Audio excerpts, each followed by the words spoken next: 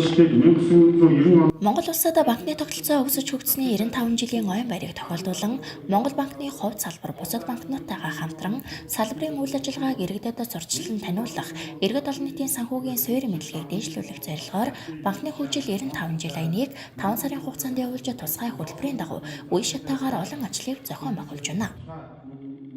Энэ аяны хүрээнд Ховд аймгийн Монгол банкны салбар бус арилжааны банкнуудтай хамтран 6 сарын хугацаанд бол 95 жилийн өгсөн олон ажил үйлчлэгийг бол хийж явуулж байна.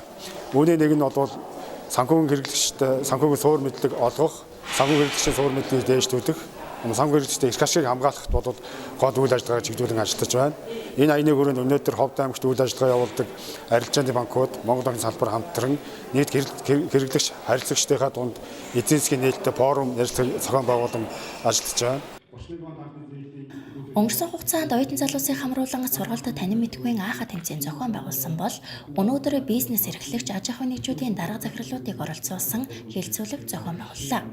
Тус арга хэмжээнд аймгийн иргэдийн төлөөлөгчдийн хурлын дарга бүрүүгэнд засаг даргын орлогч Жаргал сайхан нар оролцож, аймаг орон нутгийн нийгмийн эдийн засгийн өнөөгийн байдал, банк санхүүгийн байгууллагын хамтын ажиллагаа цаашдын зорилтын талаар мэдээлэл өглөө.